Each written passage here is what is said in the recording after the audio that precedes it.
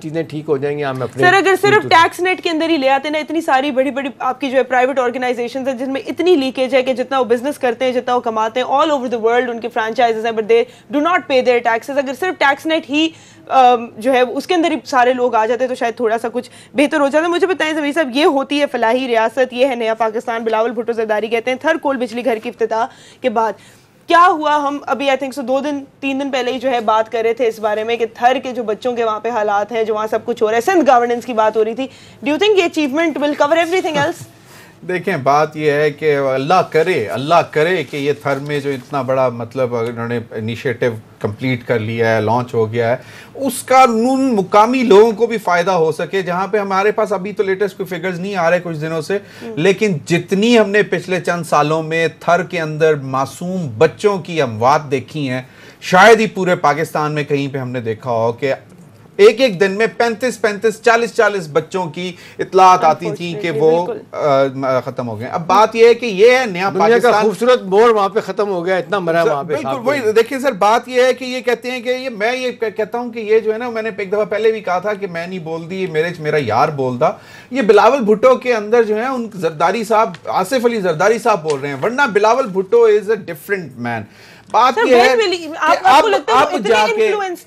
जाके हाँ बहुत इन्फ्लुएंस्ड है। बात यह है कि इन्होंने सत्यानाश किया है जनाब पूरे सिंध का। आप अंदरूनी सिंध चले जाएं, जो रूरल सिंध है, वहां पे इनके अपने गड़ी खुदाबख्श, जहां पे इनके फोर फादर्स और सारे सब जो हैं वो वहां पे उनके मकबरे बने हुए इतने बड़े आलीशान।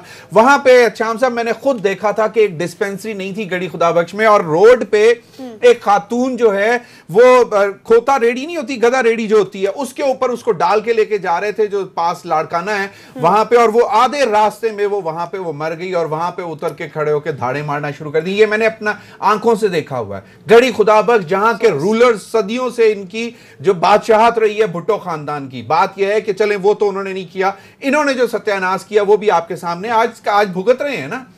अगर आप मुझे जाएं तो मैं आपको खबर दूं बिलावल साहब के बारे में। उनके एक बड़े करीबी बंदे ने बताया है कि जी बिलावल साहब अपनी पॉलिटिकल लेगेसी के बारे में बड़े परेशान हैं, क्योंकि वो जो पास का बैगेज है या मौजूदा चल रहा है अब्बा जान का और फूफी साहिबा का, वो इतना भारी है करप्शन वाला। वो कहते हैं कि इसके बोझ के थले आ जाएंगे नीचे, उसके बाद वो कुछ नहीं कर पाएंगे। और आमतौर पे लोग ये बात कर रहे हैं, शेक्सपियर की बात होती है, कहते हैं शेक्सपियर ने कहा था कि जी कुछ लोग जो है ना पैदाइशी ग्रेट होते हैं, पैदा ही ग्रेट, दे बॉर्न ग्रेट है।